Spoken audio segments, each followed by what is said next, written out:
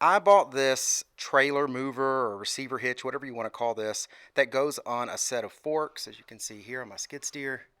And I like them. I really do like them a lot. I like the whole way they come together and the way they, get up underneath the trailer. What I don't like about them is in these little holes here, they have these little nylon little round pieces, and then they have pins in them like this. If you're gonna move something really lightweight, you put that in there, you put it in, it goes to the end of your forks, and it holds relatively decent on the end of the forks. But if you have anything more than just like a lightweight small trailer or like a 16-foot maybe flatbed, real small trailer, it's gonna pull it off your forks. And no matter how hard you tighten those eyelet bolts there down, it just won't stay on the forks very well. And I've got to move stuff like a dump trailer that's like 4,000 pounds. I've got my gooseneck trailer, it's 6,000 pounds. So I just want to be able to move it and not have this thing slide off the end of my forks. So to do that, there's these holes in it right here. And you would, like I said, normally put this pin in it. What I'm going to do is drill a hole that's this size into the end of my forks here and here. And I've got them actually marked, if you can see that. And I'm going to drill the holes in there so I can put these pins instead of these little bushings in there and make it hold to the fork. And then those eyelet bolts, well, I'll just tighten those down to kind of keep it level. But that should keep it from sliding off the end of my forks when I'm trying to move something big like my tandem gooseneck. So I'm going to try it and see how well it works. So there's quite a few ways you could do this. You could get a regular drill with a good bit and oil it and spend all day long trying to get through these thick forks. You could take the forks off and use a drill press, or you could use a mag drill like this, which, well, when you turn it on, it basically turns this whole setup into a drill press. And I'm going to be using annular bits here to cut through this because we're not talking thin metal. I mean, these are some pretty thick forks. So I'm going to get through that. It does have an oiler system. When I bought this, it came with this little drip canister and everything and a little adjustment on it. Anyways, I don't like messing with that and setting that all up.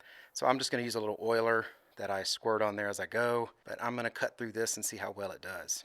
Now, this was a new bit. I hadn't used this bit before this size, but I was actually surprised on how fast it cut through this. I've never cut metal this thick with this mag drill, but oh my goodness, this thing was awesome. I wasn't going to show it on the video, but I'm going to show you how awesome this thing cut through it. I've used it once to cut some holes on my truck, my big truck, but that metal is, I don't know, 1/4 inch thick, maybe, I don't know, it might be thicker, but anyways, it cut through it no problem, but I thought it was just because it was thin. But watch this thing. Now, of course, it comes with all this extra safety stuff, which I don't have on there, like the rope and all that, but you got to make sure you put the magnet on, which is here, and then you have the actual drill power. Don't get them confused because you don't, want it falling. This is a little safer because it's sitting flat down, but if you have this thing like, stuck to something on its side, I mean, you can put this in any direction as long as there's metal. Like right now, I mean, it is on there. It's not moving because the magnets that are on the bottom are holding it on the actual fork. But anyways, like I said, this is just the little oiler I use because I don't like messing with the little can.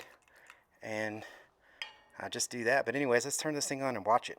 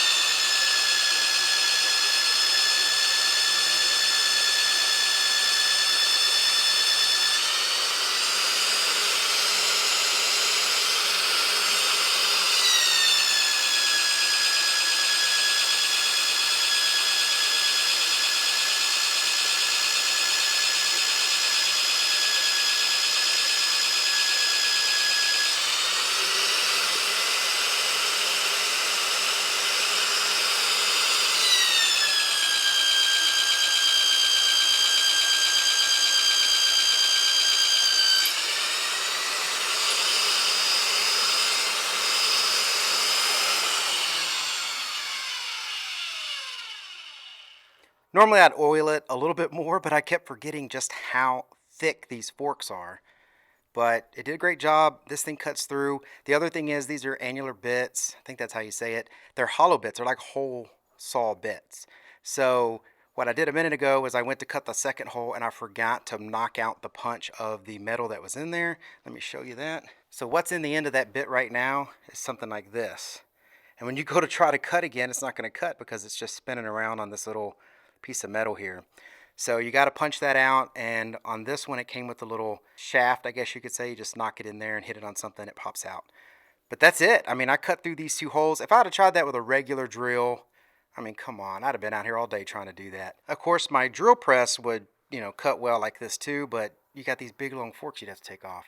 So anyways, if you don't have a mag drill and you do this kind of work a lot, I mean, you really should get one. I've been loving this thing. Now I've got holes cut in it, so when I slide that thing forward, I can put the pins in. It should hold it nice and tight. I'm gonna get all this cleaned up and try that thing out. All right, so now you can see I've got the hitch pulled all the way up, and I've got the pins in, and I've got these eyelet bolts here pushed all the way down to kind of lock it into the forks to not move and rattle. It also keeps it nice and level. It makes the bottom touch the bottom of the forks, which pulls the whole hitch up and keeps it stable. Got the pin in, got the large ball here that goes to the gooseneck, and it's very easy. I actually already moved the gooseneck with this, and man, night and day difference. It's awesome. Didn't have to worry about it slipping off.